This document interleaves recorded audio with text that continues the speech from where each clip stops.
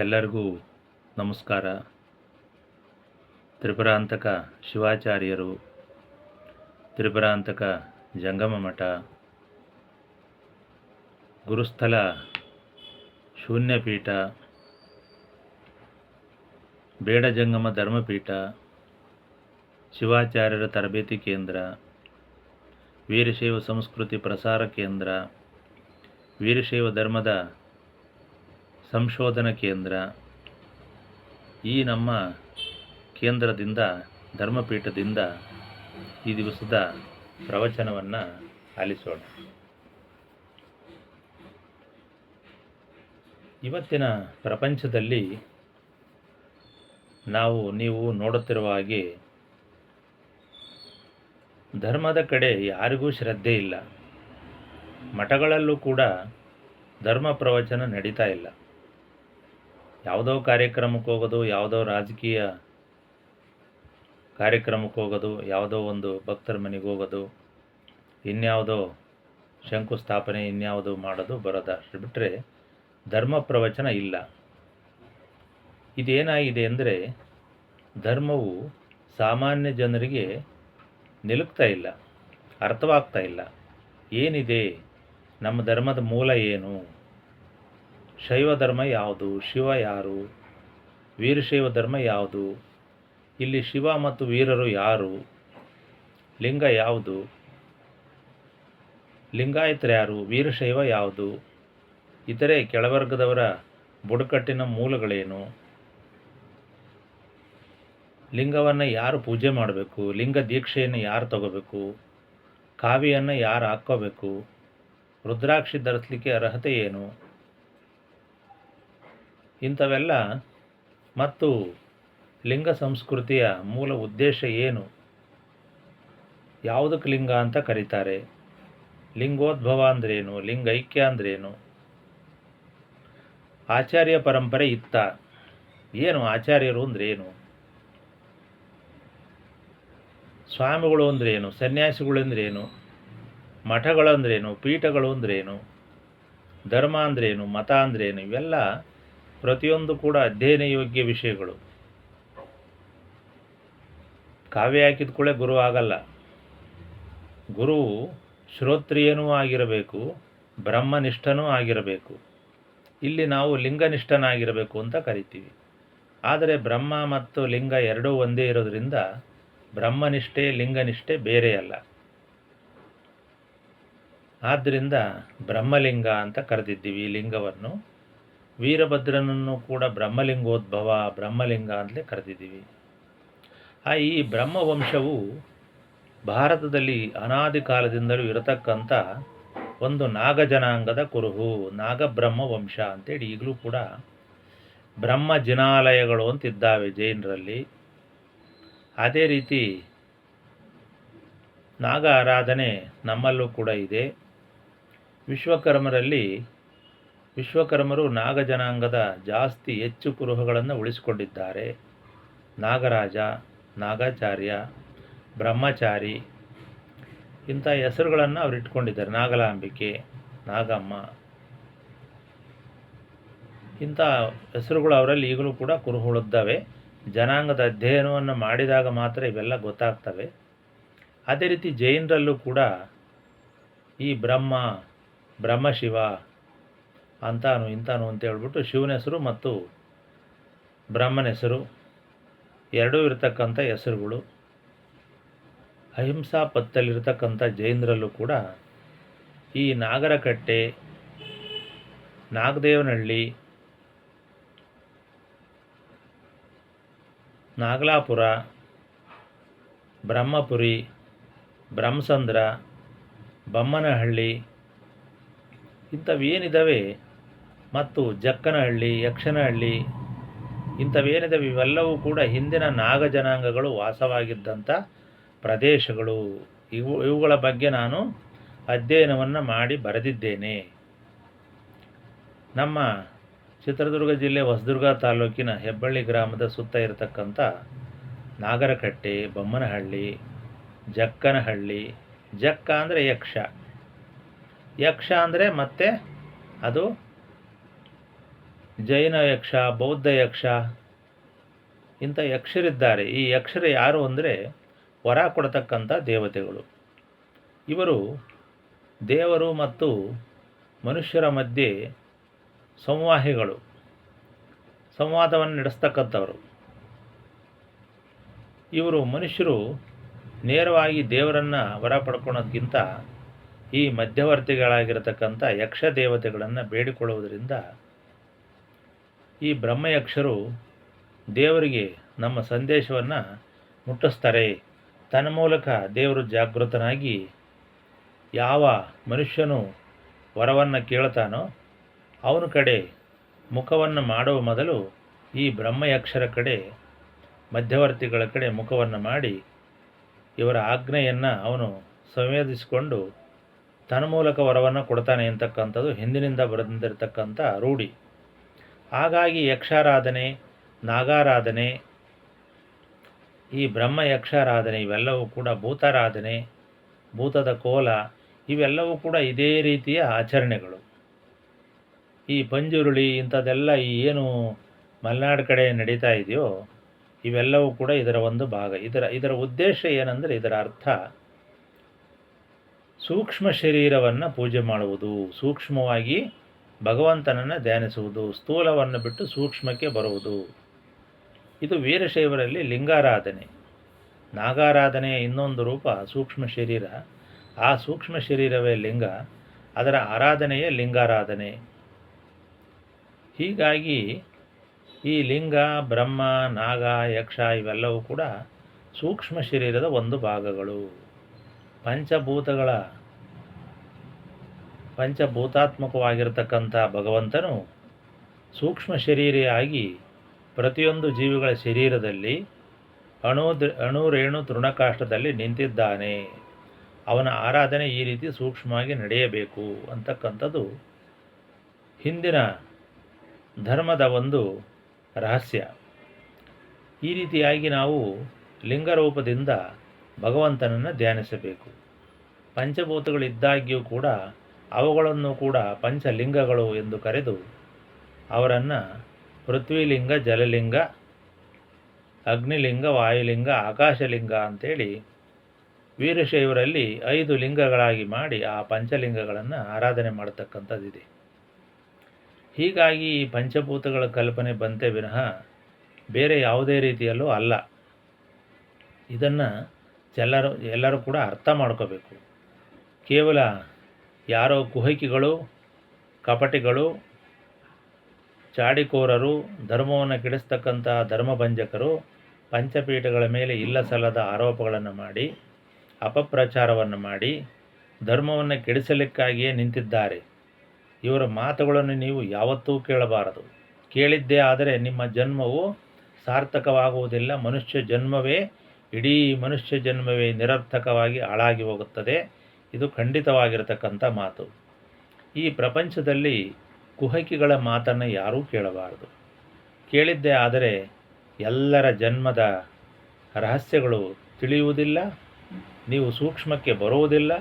ಸ್ಥೂಲದಲ್ಲೇ ಒದ್ದಾಡಿ ಅನಾಚಾರಿಗಳಾಗಿ ಆಚಾರವನ್ನು ಬಿಟ್ಟು, ಲಿಂಗಾಚಾರವನ್ನು ಬಿಟ್ಟು ಇನ್ಯಾವುದೋ ಆಚಾರಕ್ಕೆ ಎಳೆದು ಖಂಡಿತವಾಗಿ ನೀವು ಹಾಳಾಗೋಗ್ತೀರಿ. ಆದ್ದರಿಂದ ಈ ನಮ್ಮ ಧರ್ಮಪೀಠದಿಂದ ಇಂಥ ಧರ್ಮಭಂಜಕರ ಬಗ್ಗೆ ನಾವು ಎಚ್ಚರದಿಂದಿರಬೇಕೆಂದು ಈ ಮೂಲಕ ತಿಳಿಸ್ತಾ ಇದ್ದೇನೆ. ಕೇವಲ ಆಚಾರವಿಲ್ಲದಿದ್ದರೆ ಬರೀ ವಿಚಾರದಿಂದ ಏನೂ ಆಗುವುದಿಲ್ಲ. ವಿಚಾರವು ವಿಚಾರವೇ, ಆಚಾರವು ಆಚಾರವೇ.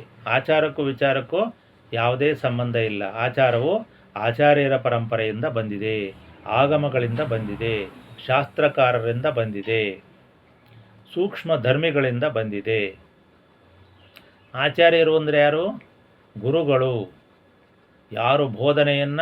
ಯಾರು ಸದ್ಬೋಧನೆಯನ್ನು ಮಾಡ್ತಾರೋ ಅವರು ಆಚಾರ್ಯರು. ಅಂದರೆ ಆಚಾರವನ್ನು ಇಟ್ಟುಕೊಂಡು, ಸ್ವಯಂ ತಾವು ಆಚಾರವನ್ನು ಇಟ್ಟುಕೊಂಡು ವಿಚಾರವನ್ನು ಯಾರು ತಿಳಿಸ್ತಾರೋ ಅವರು ಆಚಾರ್ಯರು. ಆಚಾರವನ್ನು ಬಿಟ್ಟು ಬರೀ ವಿಚಾರವನ್ನು ಹೇಳ್ತಕ್ಕಂಥವರು ಅವರು ಆಚಾರ್ಯಗಳು ಅಲ್ಲ, ಶಿವಾಚಾರ್ಯರು ಅಲ್ಲ, ಪಂಡಿತರು ಅಲ್ಲ, ಆರಾಧ್ಯರು ಅಲ್ಲ, ಯಾವುದೂ ಅಲ್ಲ. ಇದು ಸ್ಪಷ್ಟ.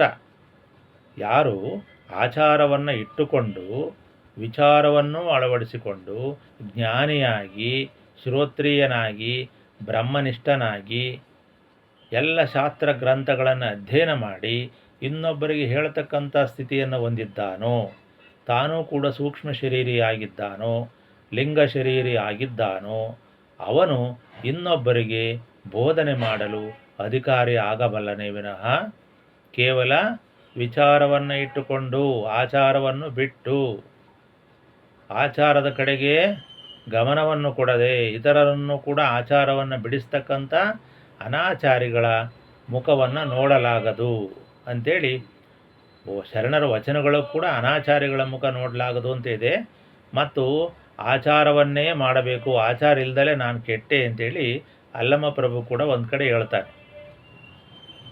ಭವಗೆಟ್ಟೆನಯ್ಯ ಹಾಗೆ ಹೀಗೆ ಅಂಥೇಳಿ ಹೇಳ್ತಾನೆ. ಮತ್ತು ಹಿಂದೆ ಶಿವಾಚಾರವನ್ನು ಪಾಲಿಸ್ತಿದ್ದರಿಂದ ನಾನು ಈ ರೀತಿ ಆದೆ ಅಂತ ಬಸವಣ್ಣ ಕೂಡ ಹೇಳ್ತಾನೆ. ಹೀಗೆ ವಚನಗಳಲ್ಲೂ ಕೂಡ ಬೇಕಾದಷ್ಟು ಒಳ್ಳೆ ವಿಚಾರ ಇದ್ದಾವೆ. ಆದರೆ ಅವುಗಳನ್ನು ಕೆಡಿಸಿ ತಿರುಚಿ ಮನ ಬಂದಂತೆ ತಮಗೆ ಸೂರೆ ಮಾಡಲಿಕ್ಕೆ, ಪ್ರಪಂಚವನ್ನು ಕೆಡಿಸಲಿಕ್ಕೆ, ತಮ್ಮೆಡೆಗೆ ಜನಗಳನ್ನು ಕರೆದುಕೊಳ್ಳಲಿಕ್ಕೆ ಸನಾತನ ಧರ್ಮದ ಶಿವಾಚಾರ್ಯರ ಪರಂಪರೆಯನ್ನು ಬಿಡಿಸಿ ಕೇವಲ ಶರಣ ಪರಂಪರೆ ಕಡೆ ಎಳ್ಕೊಳ್ಳಲಿಕ್ಕೆ, ತಾವು ಮೆರೆಯಲಿಕ್ಕೆ ಕೆಲವರು ಪ್ರಯತ್ನವನ್ನು ಮಾಡ್ತಾ ಇದ್ದಾರೆ. ಇದು ಎಂದಿಗೂ ಸಲ್ಲದು. ಈ ಭಾರತದಲ್ಲಿ ಅನಾದಿಶೈವ, ಆದಿಶೈವ, ಅಂತ್ಯಶೈವ ಅಂಥೇಳಿ 3 ರೀತಿ, ಆಧುನಿಕ ಶೈವ ಅಂಥೇಳಿ 3 ರೀತಿ ವೀರಶೈವಗಳು, ಶೈವ ವೀರಶೈವಗಳ ಪರಂಪರೆ ಬಂದಿದೆ. ಕೇವಲ 12ನೇ ಶತಮಾನದಿಂದ ಧರ್ಮ ಹುಟ್ಟಲಿಲ್ಲ. ಶಿವನಿದ್ದಂಥ ಕಾಲದಿಂದಲೂ ಅವನ ಪೂರ್ವ ಕಾಲದಿಂದಲೂ ಕೂಡ ಈ ಶಿವಧರ್ಮ ಬಂದಿದೆ. ಅದರಿಂದ ನೀವು ವಿಶಾಲವಾಗಿ ತಗೋಬೇಕು. ಸನಾತನ ಅಂದ್ರೇನು ಭೂತ ಅಲ್ಲ. ಅದು ಸನಾತನ ಧರ್ಮ ಅಂದ್ಕೂಳೆ ನಿಮ್ಮ ಗಂಟೇನೂ ಹೋಗಲ್ಲ, ಯಾವ ರೀತಿ ಅವಮಾನನೂ ಆಗಲ್ಲ. ಯಾರೋ ಈ ಒಂದು ನ್ಯೂ ಸೆನ್ಸನ್ನು ಬಹಳ ಹಬ್ಬಿಸ್ತಾ ಇದ್ದಾರೆ.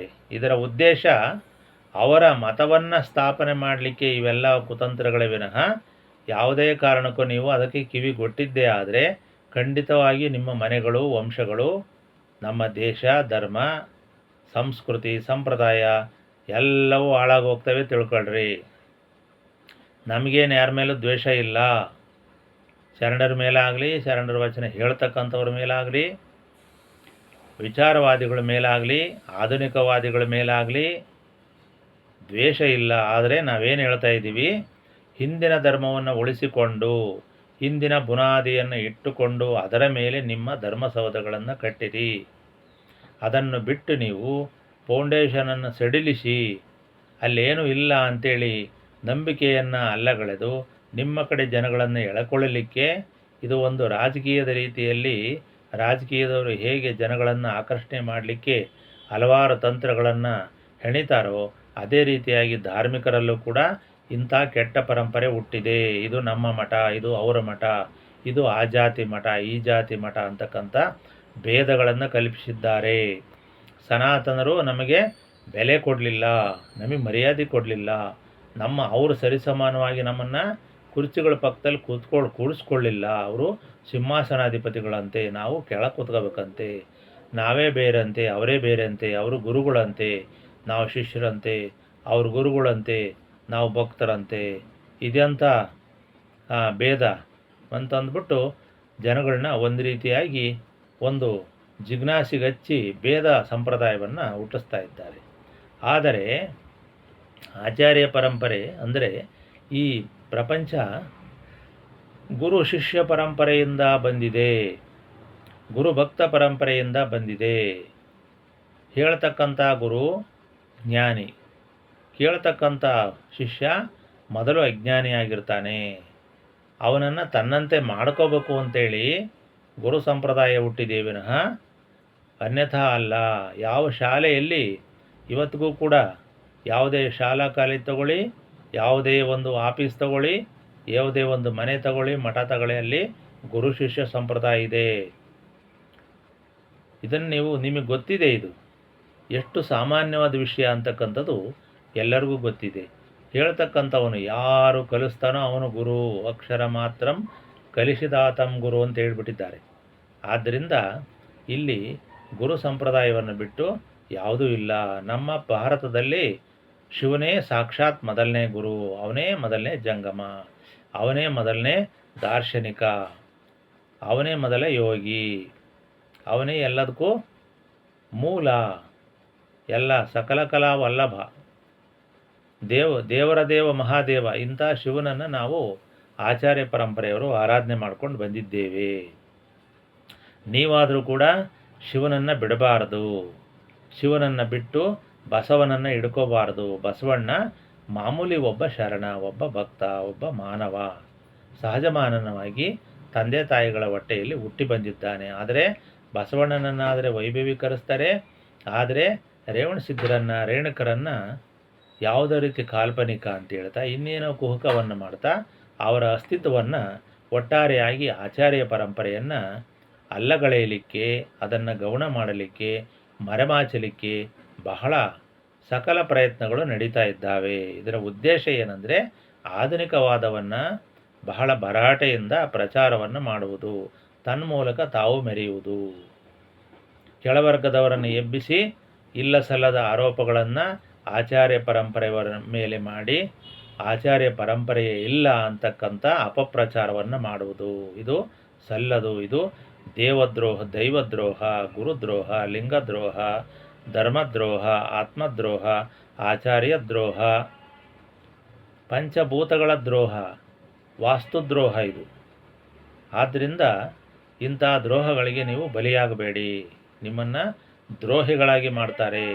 ಇಲ್ಲಿ ಸಮಗ್ರವಾಗಿ ಸನಾತನ ಪರಂಪರೆ ಮತ್ತು ಆಧುನಿಕ ಪರಂಪರೆ, ಮಾಧ್ಯಮಿಕ ಪರಂಪರೆ ಎಲ್ಲವುಗಳನ್ನು ಕೂಡ ನಾವು ತಿಳ್ಕೊಂಡು ಮುಂದಕ್ಕೆ ಹೋಗ್ಬೇಕು. 1ನೇ ಕ್ಲಾಸ್ ಓದಿ 1ನೇ ಕ್ಲಾಸ್ ಮಾರ್ತ್ 2ಕ್ಕೆ ಹೋಗಬಾರ್ದು.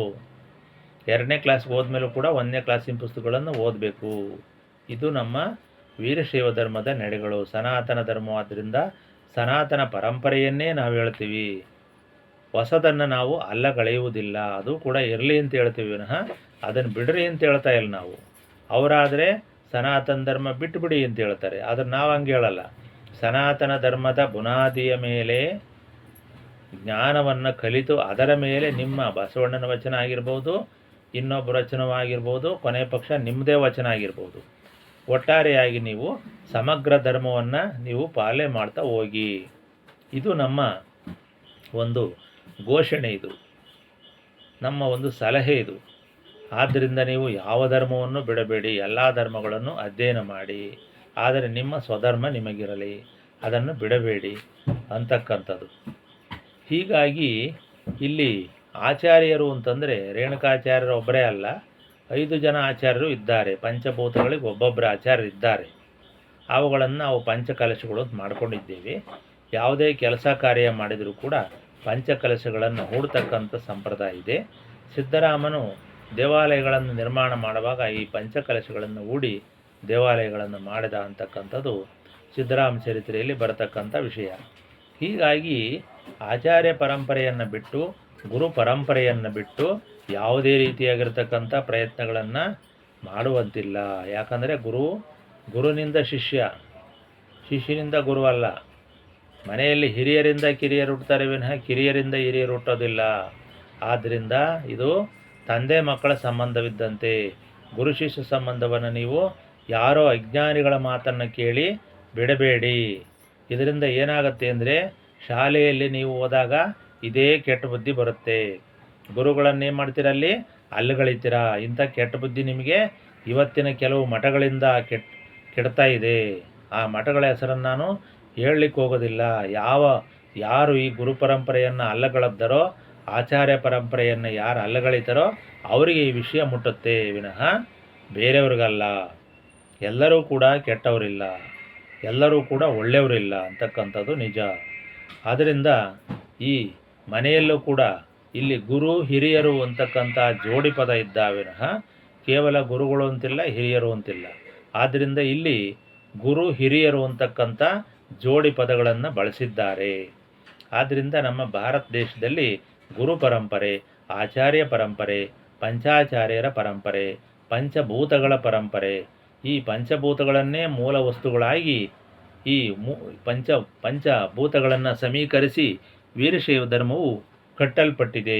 ಬಹಳ ಸುಭದ್ರವಾಗಿರ್ತಕ್ಕಂಥ ಬುನಾದಿಯಿಂದ ವೀರಶೈವ ಧರ್ಮವು ಕಂಗೊಳಿಸ್ತಾ ಇದೆ, ಭೂಷಣವಾಗಿದೆ. ಅದರಿಂದ ಈ ಆಧಾರಬದ್ಧವಾಗಿರತಕ್ಕಂಥ ಈ ಪಂಚ ಸಂಯುಕ್ತ ವಸ್ತುಗಳಿಂದ ನಿರ್ಮಾಣವಾಗಿರತಕ್ಕಂಥ ಈ ಪಂಚ ವೀರಶೈವ ಧರ್ಮವಾಗಲಿ ಅಥವಾ ಪಂಚಭೌತಿಕ ಶರೀರವಾಗಲಿ ಯಾವುದೇ ರೀತಿ ನಮ್ಮ ಶರೀರದಲ್ಲಿ ನೋಡಿ 5 ಬೆರಳುಗಳು, ಕಾಲಲ್ಲಿ 5 ಬೆರಳುಗಳು, ಕೈಯಲ್ಲಿ 5 ಬೆರಳುಗಳು, ಪಂಚೇಂದ್ರಿಯಗಳು, ಪಂಚ ಜ್ಞಾನೇಂದ್ರಿಯಗಳು, ಪಂಚ ಕರ್ಮೇಂದ್ರಿಯಗಳು, ಪಂಚ ಪರವಸ್ತುಗಳು, ಪಂಚ ಪರಮಾನ್ನ, ಪಂಚಾಯಿತಿ, ಪಂಚಭಕ್ಷ್ಯಗಳು, ಪಂಚಭೋಜ್ಯಗಳು. ಹೀಗಾಗಿ ಪ್ರತಿಯೊಂದು ಕೂಡ ಪಂಚಮಯವಾಗಿದೆ. ಹೀಗಿರುವಲ್ಲಿ ನೀವು ಪಂಚಾಚಾರ್ಯರನ್ನು ಅಲ್ಲಗಳೆದರೆ ಅದು ಎಷ್ಟು ಮಟ್ಟಿಗೆ ಸರಿ ಹೋಗ್ಬೋದು? ಅದು ಹುಡುಗಾಟಕ್ಕೆ ನಿರ್ಮಾಣ ಮಾಡಿರ್ತಕ್ಕಂಥ ವೀರಶೈವ ಧರ್ಮ ಅಲ್ಲ, ಖಂಡಿತ. ಈ ಪಂಚಾಚಾರ್ಯರನ್ನು ಅಲ್ಲಗಳಿತಕ್ಕಂಥದ್ದೇ ಒಂದು ಕೆಟ್ಟ ವರ್ಗವಿದೆ. ಇವರನ್ನು ನಾವು ಧರ್ಮದ್ರೋಹಿಗಳು ಅಂತ ಕರಿಬೇಕು ವಿನಃ ಇನ್ಯಾವುದೇ ಹೆಸರಿನಿಂದ ಕರೀಲಿಕ್ಕೂ ಇವರು ಯೋಗ್ಯರಲ್ಲ. ಏಕೆಂದರೆ ತಮ್ಮ ಆಧುನಿಕ ವಿಚಾರವಾದದ ಬೇಳೆಯನ್ನು ಬೇಯಿಸಿಕೊಳ್ಳಲು ಪಂಚಾಚಾರ್ಯರನ್ನು ಪಂಚಾಚಾರ್ಯರ ಪರಂಪರೆಯ ಮೂಲವನ್ನು ಇವರು ಪ್ರಶ್ನೆ ಮಾಡ್ತಾ ಇದ್ದಾರೆ. ಅವನೆಲ್ಲಿ ಹುಟ್ಟಿದ, ಇವನೆಲ್ಲಿ ಹುಟ್ಟಿದ, ರೇಣುಕ ಎಲ್ಲಿದ್ದ, ಅವನು ಕಾಲ್ಪನಿಕ, ರೇವಣಿಸಿದ್ದ ನಿಜ ಅಂಥೇಳಿ ಒಂದು ದೊಡ್ಡ ಗುಲ್ಲನ್ನು ಎಬ್ಬಿಸಿದ್ದಾರೆ. ಆದರೆ ಅವರು ಶುದ್ಧ ಅಜ್ಞಾನಿಗಳು ಅಂತ ಹೇಳಲೇಬೇಕಾಗುತ್ತೆ. ಅದರಿಂದ ಇಲ್ಲಿ ರೇಣುಕಾಚಾರ್ಯರು ಒಬ್ಬರೇ ಇಲ್ಲ, ದಾರ್ಕಾಚಾರ್ಯರಿದ್ದಾರೆ, ಘಂಟಾಕರ್ಣರಿದ್ದಾರೆ, ಧೇನುಕರ್ಣರಿದ್ದಾರೆ, ವಿಶ್ವಕರ್ಣರಿದ್ದಾರೆ. ಇನ್ನು ಮುಂದೆ ನೀವು ಬರೀ ರೇಣುಕಾಚಾರ್ಯ ವಿಚಾರವನ್ನು ಹೇಳಲಿಕ್ಕೆ ಹೋಗಬೇಡಿ. ಇವರು ರೇಣುಕರದ್ದು ಒಂದೇ ಹಿಡ್ಕೊಂಡಾರೆ, ಇನ್ನೂ 4 ಆಚಾರ್ಯರ ಬಗ್ಗೆ ಅವ್ರಿಗೆ ಗೊತ್ತೇ ಇಲ್ಲ. ಅವರಿಗೆ ಈ ಜನ್ಮದಲ್ಲೂ ಕೂಡ ಗೊತ್ತಾಗಲ್ಲ. ಯಾಕಂದರೆ ಅವರಿಗೆ ಧರ್ಮದ ಮೂಲವೇ ಗೊತ್ತಿಲ್ಲ ಅಂದಮೇಲೆ ಆಚಾರ್ಯ ಪರಂಪರೆಯಲ್ಲಿ ಗೊತ್ತಾಗಬೇಕು, ಗುರು ಪರಂಪರೆಯಲ್ಲಿ ಗೊತ್ತಾಗಬೇಕು, ಗುರುವಿನ ಮಹಿಮೆಯಲ್ಲಿ ಗೊತ್ತಾಗಬೇಕು, ಗುರುವಿನ ರಹಸ್ಯಲ್ಲಿ ಗೊತ್ತಾಗಬೇಕು. ತಾವು ಗುರುವಾಗಕ್ಕೆ ಪ್ರಯತ್ನ ಮಾಡ್ತಾರೆ, ತಾವು ಜಗದ್ಗುರುವಾಗಲಿಕ್ಕೆ ಪ್ರಯತ್ನ ಮಾಡ್ತಾರೆ. ಗುರುವನ್ನು ಬಿಟ್ಟು ಹೇಳ್ತಕ್ಕಂಥದ್ದು ಶರಣರ ವಚನ, ಮಾಡ್ತಕ್ಕಂಥದ್ದು ನಾನು ಗುರು, ನಾನು ಜಗದ್ಗುರು, ನಾನು ಆಚಾರ್ಯ, ಪಂಡಿತ, ಆರಾಧ್ಯ, ಏನು ಒಂದೇ ಎರಡೇ ಬಿರುದುಗಳು. ಆಮೇಲೆ ಪಂಚಾಚಾರ್ಯರ ಮೇಲೆ ಮತ್ತಷ್ಟು ಬಿರುದುಗಳು. ಇಂಥವು ಈಗ ಅಧಿಕ ಪ್ರಸಂಗಗಳು ಬೇಕಾದಷ್ಟು ನಡೀತಾ ಇದ್ದಾವೆ. ಯಾರೂ ಕೂಡ ಪ್ರಶ್ನೆ ಮಾಡಲಿಕ್ಕೆ ಹೋಗ್ತಾ ಇಲ್ಲ, ಸುಮ್ಮನೆ ಇದ್ದಾರೆ. ಯಾಕಂದರೆ ನಮ್ಮ ಭಾರತ ದೇಶದಲ್ಲಿ ಗಂಭೀರವಾಗಿರತಕ್ಕಂಥ ಧರ್ಮವನ್ನು ಪ್ರತಿಪಾದನೆ ಮಾಡ್ಕೊಂಡು ಬಂದಿದ್ದಾರೆ. ಸುಮ್ಮನೆ ಆದಿಬೀದಿ ಲೋಗರನ್ನ ಕೆಣಕಿ ಮೈಮೇಲೆ ಎಳತಕ್ಕಂಥ ಪ್ರವೃತ್ತಿ ಈ ವೀರಶೈವ ಧರ್ಮದಲ್ಲಿ ಬಂದಿಲ್ಲ. ಅದಕ್ಕೋಸ್ಕರ ಇವರು ಬಹಳ ಹೆಚ್ಚಿಕೊಂಡಿದ್ದಾರೆ. ಈ ವೀರಶೈವರ ಒಂದು ಒಳ್ಳೆಯತನವನ್ನೇ ಇವರು ಬಹಳ ದೌರ್ಬಲ್ಯ ಅಂತ ತಿಳ್ಕೊಂಡಿದ್ದಾರೆ. ಇದು ಅವರ ದೌರ್ಭಾಗ್ಯ, ನಮ್ಮ ದೌರ್ಭಾಗ್ಯ ಖಂಡಿತ ಅಲ್ಲ. ನಮ್ಮ ಪರಂಪರೆ ಅಚಲವಾಗಿ ಅಸೇತು ಹಿಮಾಲಯದಂತೆ ಗಟ್ಟಿಯಾಗಿ ಕದಲದಂತೆ ನಿಂತಿದೆ. ನಮಗೆ ಭದ್ರವಾಗಿರತಕ್ಕಂಥ ಬುನಾದಿ ಇದೆ. ವೀರಶೈವ ಧರ್ಮದ ಬುನಾದಿ ಯಾವುದು ಅಂದರೆ ಹಿಮಾಲಯ ಪರ್ವತ. ನಮ್ಮ ಭಾರತದ ಮೂಲ ಧರ್ಮ ಯಾವುದು ಅಂತಂದರೆ ಹಿಮಾಲಯದ ಶೈವ ಧರ್ಮ, ಶಿವಧರ್ಮ. ಶಿವ ಎಲ್ಲಿ ಕೂತಿದ್ದಾನೆ? ಹಿಮಾಲಯದಲ್ಲಿ ಕೂತಿದ್ದಾನೆ. ಹಿಮಾಲಯವೇ ಒಂದು ಮೂಲಲಿಂಗ, ಅಲ್ಲಿ ಕೂಡ ಒಂದು ಹಿಮಲಿಂಗ ಇದೆ. ಶಿವನು ಅಲ್ಲಿ ವಾಸ ಮಾಡಿದ್ದ ಅಂತಕ್ಕಂಥ ನಂಬಿಕೆ ಇದೆ. ಕೈಲಾಸ ಮಾನಸ ಸರೋವಿದೆ, ಕೈಲಾಸ ಪರ್ವತವಿದೆ. ಎಲ್ಲ ರಜತಾದ್ರಿ ಅಂತಕ್ಕಂಥದ್ದು ಈ ಒಂದು ದೇವಿ ಮಹಾತ್ಮೆಯಲ್ಲಿ ಬರುತ್ತದೆ. ಸಾತ್ವಿಕ ಗುಣವನ್ನು ರಜತಾದ್ರಿ ಅಂತ ಕರೆದಿದ್ದಾರೆ. ಹೀಗೆ ಧರ್ಮ ರಹಸ್ಯಗಳನ್ನು ತಿಳ್ಕೋಬೇಕೆ ವಿನಃ ಕೇವಲ ಆಚಾರವನ್ನು ಬಿಟ್ಟು, ಸೂಕ್ಷ್ಮ ಧರ್ಮವನ್ನು ಬಿಟ್ಟು, ಸೂಕ್ಷ್ಮ ಶರೀರವನ್ನು, ಸೂಕ್ಷ್ಮೇಂದ್ರಿಯಗಳನ್ನು, ಜ್ಞಾನೇಂದ್ರಿಯಗಳನ್ನು ಸಾಕಾರ ಮಾಡ್ಕೊಳ್ಳೋದು ಬಿಟ್ಟು, ಸೂಕ್ಷ್ಮ ಶರೀರವಾಗಿರತಕ್ಕಂಥ ಲಿಂಗವನ್ನು ಸಾಕಾರ ಮಾಡ್ಕೊಳ್ಳೋದು ಬಿಟ್ಟು, ಯಾವುದೋ ಸ್ಥೂಲ ಧರ್ಮಕ್ಕೆ, ಯಾವುದೋ ವಿಚಾರವಾದಕ್ಕೆ, ಯಾವುದೋ ಒಂದೆರಡು ಶರಣರ ವಿಚಾರಕ್ಕೆ ನೀವು ಮನಸ್ಸು ಕೊಟ್ಟು ಈ ರೀತಿ ಸನಾತನ ಧರ್ಮವನ್ನು ನೀವು ಮರೆತರೆ ಖಂಡಿತ ನಿಮಗೆ ಒಳ್ಳೆಯದಾಗುವುದಿಲ್ಲ, ಲೇಸಾಗುವುದಿಲ್ಲ ಅಂತಕ್ಕಂಥದ್ದು ಈ ಧರ್ಮಸಾರ. ಇದು ನಮ್ಮ ಧರ್ಮಪೀಠದಿಂದ ನಿಮಗೆ ಹೇಳ್ತಕ್ಕಂಥ ಧರ್ಮ ರಹಸ್ಯದ ಕೆಲವು ವಿಚಾರಗಳು. ಹೀಗಾಗಿ ಆಚಾರ್ಯ ಪರಂಪರೆಯನ್ನು ನೀವು ಅಲ್ಲಗಳಿಕೊಡೋದು. ಅದಕ್ಕೋಸ್ಕರ ನಾನೇನು ಮಾಡಿದ್ದೀನಿ, ಆಚಾರ್ಯ ಪರಂಪರೆಯರ ವಚನಗಳು ಅಂತೇಳಿ ನಾನು ಮಾಡಿದ್ದೇನೆ. ಆಚಾರ್ಯ ಪರಂಪರೆಯವರ ವಚನಗಳು ಅಂತೇಳಿ. ಯಾಕಂದರೆ ಆಚಾರ್ಯ ಪರಂಪರೆಯವರ ವಚನಗಳು ಮೊದಲೇ ಇದ್ದು, ಆದ್ಯರು ಅಂತ ಏನು ಕರಿತೀವೋ, ಶರಣಪೂರ್ವ ಕಾಲದಲ್ಲಿ ಯಾರಿದ್ದರೋ ಅವರು ಆದ್ಯರು, ಆಚಾರ್ಯರು. ಅವರು ಆದ್ಯ ಶರಣರು. ಆಚಾರ್ಯರು ಆದ್ಯ ಶರಣರು ಕೂಡ ಆಗಿದ್ದರು ಅಂತಕ್ಕಂಥದ್ದು ಇಲ್ಲಿ ಮುಖ್ಯವಾಗಿರತಕ್ಕಂಥ ಅಂಶ. ಅದಕ್ಕೋಸ್ಕರ ನಾನು ಸುಮಾರು 900 ಆಚಾರ್ಯ ಪರಂಪರೆಯವರ ವಚನಗಳನ್ನು ಬರೆದಿದ್ದೇನೆ. ಇದು ನಿಮ್ಮ ಗಮನಕ್ಕೆ ತರ್ತಾ ಇದ್ದೇನೆ. ಶಿವಜ್ಞ ಅಂತಕ್ಕಂಥ ಹೆಸರಿನಲ್ಲೂ ಕೂಡ ನಾನು ವಚನಗಳನ್ನು ಬರೆದಿದ್ದೇನೆ. ವಿಶ್ವಜ್ಞ, ಸರ್ವಜ್ಞ ಅಂತಕ್ಕಂಥ ಬೇರೆ ಬೇರೆ ಹೆಸರಿನಲ್ಲಿ ಕೆಲವರು ವಚನಗಳನ್ನು ಬರೆದಿದ್ದಾರೆ. ಆದರೆ ನಾನು ಶಿವಜ್ಞ ಅಂತಕ್ಕಂಥ ಹೆಸರಿನಲ್ಲಿ ಸುಮಾರು 900 ಸಣ್ಣ ಸಣ್ಣ ತ್ರಿಪದಿ ಅಂತ ಸರ್ವಜ್ಞನ ತ್ರಿಪದಿಗೆ ಹೋಲ್ತಕ್ಕಂಥ ವಚನಗಳನ್ನು ಬರೆದಿದ್ದೇನೆ. ಅವು ನನ್ನ ಹತ್ರ ಈಗ ಸಂಗ್ರಹದಲ್ಲಿದ್ದಾವೆ. ಕೆಲವನ್ನು ನಾನು ಹೇಳ್ತೇನೆ ಬೇಕಾದರೆ. ಇದು ಆಚಾರ್ಯ ಪರಂಪರೆ ವಚನಗಳು ಯಾವುದರಲ್ಲಿತ್ತು ಅಂತಂದರೆ, ಮುಕ್ತಿ ಕಂಠಾಭರಣ ಅಂತಕ್ಕಂಥ ಒಂದು ಪುಸ್ತಕದಲ್ಲಿ ಇದ್ದುವವು. ಅವು ಶರಣರು ಮತ್ತು ಆಚಾರ್ಯರು ಒಟ್ಟಿಗೆ ತ್ರಿಪುರಾಂತಕ ಮಠದಲ್ಲಿ ಕಲ್ಯಾಣದಲ್ಲಿ ವಾಸ ಮಾಡ್ತಿರ್ತಕ್ಕಂಥ ಸಂದರ್ಭದಲ್ಲಿ ರಚನೆಯಾಗಿರ್ತಕ್ಕಂಥ ಐತಿಹಾಸಿಕ ವಚನಗಳು. ಆದರೆ ಅವುಗಳನ್ನು ಏನು ಮಾಡಿದ್ದಾರೆ ಅಂತಂದರೆ, ಅವುಗಳನ್ನು ಆ ಪುಸ್ತಕವನ್ನೇ ಬ್ಯಾನ್ ಮಾಡಿದ್ದಾರೆ. ಯಾವುದೋ ಕಿಡಿಗೇಡಿಗಳು ಏನೋ ಒಂದು ಸಣ್ಣ ಕಾರಣ ಇಟ್ಟುಕೊಂಡು ಅಲ್ಲಗಳೆದು ಒಟ್ಟಾರೆಯಾಗಿ ಅಲ್ಲಿ ಕಲ್ಯಾಣದಲ್ಲಿ ತ್ರಿಪುರಾಂತಕ ಮಠದಲ್ಲಿ ಇದ್ದಂಥ ರೇವಣಸಿದ್ಧರು, ಅವರ ಪತ್ನಿಯರು, ಅವರ ಮಗ ರುದ್ರಮುನಿಗಳು ಮತ್ತು ಈ ಅಲ್ಲಮಪ್ರಭು, ಬಸವಣ್ಣ, ಬಿಜ್ಜಳ, ಈ ಎಲ್ಲ ಚನ್ನಬಸವಣ್ಣ ಇವರೆಲ್ಲರೂ ಒಟ್ಟಿಗಿದ್ದಂಥ ವಿಷಯವನ್ನು, ಈ ಇತಿಹಾಸವನ್ನು ಬೇರ್ಪಡಿಸಲಿಕ್ಕೆ ಕುತಂತ್ರಗಳನ್ನು ಮಾಡಿ, ಕುತಂತ್ರಗಳನ್ನು ಹೆಣೆದು ಆ ಇತಿಹಾಸವನ್ನೇ ನಿರ್ನಾಮ ಮಾಡುವ ಪ್ರಯತ್ನದಲ್ಲಿ ಸುಮಾರು 100 ವರ್ಷಗಳಿಂದಲೂ ಈ ಪ್ರಯತ್ನ ನಡೆದಿದೆ. ಇದು ಕೂಡ ನೀವು ತಿಳ್ಕೋಬೇಕು. ಅಲ್ಲಿ ಈ ಮುಕ್ತಿ ಕಂಠಾಭರಣ ಅಂತಕ್ಕಂಥ ವಚನದಲ್ಲಿ ರೇವಣಸಿದ್ಧರು, ಅವರ ಪತ್ನಿಯರು, ರುದ್ರಮುನಿಗಳು, ಪಂಡಿತಾರಾಧ್ಯರು, ಮರಳುಸಿದ್ಧರು ಎಲ್ಲರೂ ಇದ್ದಂಥ ಸಿದ್ದರಾಮ ಅಲ್ಲೆಲ್ಲ ಇದ್ದಂಥ ಪ್ರಸಂಗಗಳು ನಡೆದಿದ್ದಾವೆ. ಒಮ್ಮೆ ಏನಾಗಿದೆ, ಅಲ್ಲಮಪ್ರಭು ಕಲ್ಯಾಣಕ್ಕೆ ಬಂದಿದ್ದಾನೆ. ಅಲ್ಲಿ ಮೊದಲೇ ರೇಣುಕರು ಅಂದರೆ ರೇಣುಕಾಚಾರ್ಯರು ಅಂದರೆ ರೇವಣಸಿದ್ಧರು, ವೀರಶೈವರಲ್ಲಿ ರೇವಣಸಿದ್ಧರು ಮತ್ತು ರೇಣುಕರು ಅಭಿನ್ನರು. 12ನೇ ಶತಮಾನದಲ್ಲಿದ್ದಂಥ ರೇವಣಸಿದ್ಧರೇ ನಮಗೆ ರೇಣುಕಾಚಾರ್ಯರು. ಅದಕ್ಕಿಂತ ಹಿಂದಿನ ರೇಣುಕಾಚಾರ್ಯ ಪರಂಪರೆ ಬಗ್ಗೆ ಅಷ್ಟು ನಮಗೆ ಗೊತ್ತಾಗಿಲ್ಲ. ಯಾಕಂದರೆ ಅದು ಹಿಂದಿನ ಇತಿಹಾಸ ಆಯಿತು. ಅದಕ್ಕೆ ಸಂಬಂಧಪಟ್ಟವನ್ನ ನಾವು ಎಲ್ಲಿ ನೋಡ್ಬೋದು ಅಂತಂದರೆ, ಕೆಲವು ಶಾಸನಗಳಲ್ಲಿ ರೇಣುಕರ ಒಂದು ಪ್ರಸ್ತಾಪಗಳು ಬಂದಿದ್ದಾವೆ.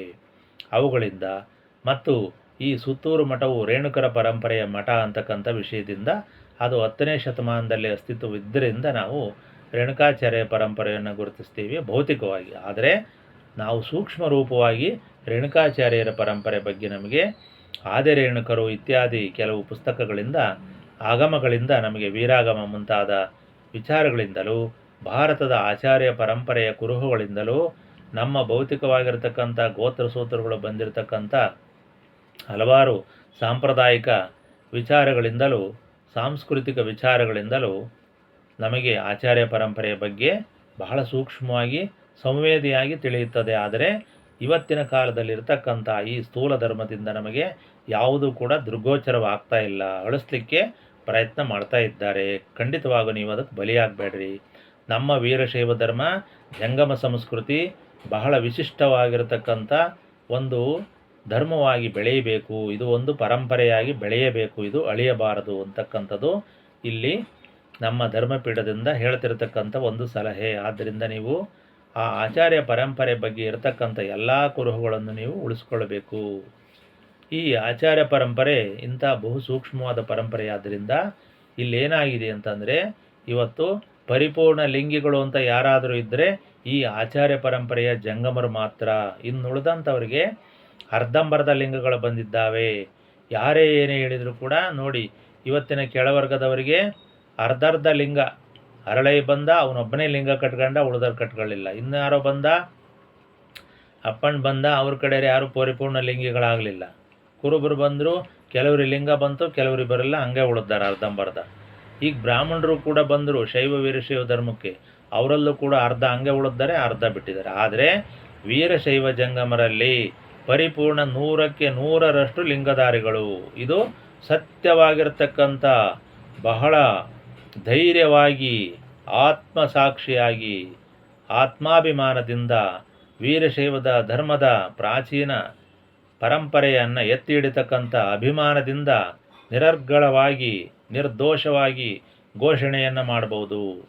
ನೋಡಿ, ವೀರಶೈವ ಜಂಗಮರಲ್ಲಿ ನಿಜವಾದ ಲಿಂಗಿಗಳು, ಪರಿಪೂರ್ಣ ಲಿಂಗಿಗಳು ಯಾರೋ ಒಬ್ಬರು ಏನು ಅವಿವೇಕದಿಂದ ಅಥವಾ ಯಾವುದೋ ಕಾರಣದಿಂದ ಲಿಂಗವನ್ನು ಬಿಟ್ಟಿರ್ಬೋದು, ಬಿಟ್ಟರೆ ಆದರೆ ಜಂಗಮರು ಅಂತ ಏನಿದ್ದಾರೆ ಅವರೆಲ್ಲರೂ ಕೂಡ ಲಿಂಗಧಾರಿಗಳು. ಇದೊಂದು ಧರ್ಮದಲ್ಲಿ ಮಾತ್ರ, ಇದೊಂದು ಜಾತಿಯಲ್ಲಿ ಮಾತ್ರ 100ಕ್ಕೆ 100ರಷ್ಟು ಲಿಂಗಧಾರಿಗಳಿದ್ದಾರೆ. ಇನ್ನು ಯಾವುದೇ ಲಿಂಗಾಯತರು ತಗೊಳ್ಳಿ, ನೀವು ಬ್ರಾಹ್ಮಣರು ತಗೊಳ್ಳಿ, ಎಲ್ಲೂ ಕೂಡ 100ಕ್ಕೆ 100 ಲಿಂಗಧಾರಿಗಳಿಲ್ಲ. ಇದು ಬಹಳ ಹೇಳಿಕೊಳ್ತಕ್ಕಂಥ, ಹೆಮ್ಮೆಯಿಂದ ಸಾರತಕ್ಕಂಥ ವಿಷಯ ಇದಾಗಿದೆ. ಆದ್ದರಿಂದ ಇವತ್ತು ಆಚಾರ್ಯ ಪರಂಪರೆಯ ವಚನಗಳನ್ನು ನಾನು ಸುಮಾರು 900 ವಚನಗಳನ್ನು ಬರೆದಿದ್ದೇನೆ. ಅವು ಶಿವಜ್ಞನ ಹೆಸರಿನಲ್ಲಿ, ಶಿವಜ್ಞ ಅಂತಕ್ಕಂಥದ್ದು. ಶಿವಜ್ಞ ಅಂದರೆ ಶಿವಜ್ಞಾನಿ. ಅದರಲ್ಲಿ ಅವೆಲ್ಲವನ್ನು ಕೂಡ ನಿಮಗೆ ಹಂತ ಹಂತವಾಗಿ ಹೇಳ್ತಾ ಹೋಗ್ತೇನೆ ಅಂತ ಹೇಳ್ತಾ, ಇವತ್ತು ಅರ್ಧ ಗಂಟೆ ಆಗಿದ್ದರಿಂದ ಇಲ್ಲಿಗೆ ಇವತ್ತಿನ ನಮ್ಮ ಧರ್ಮ ಪ್ರವಚನವನ್ನು, ಸದ್ಬೋಧನೆಯನ್ನು ಮುಗಿಸೋಣ. ನಾಳೆ ಮತ್ತೆ ಬೇರೆ ವಿಷಯದೊಂದಿಗೆ ಎಲ್ಲರೂ ಭೇಟಿಯಾಗೋಣ. ನಮಸ್ಕಾರ.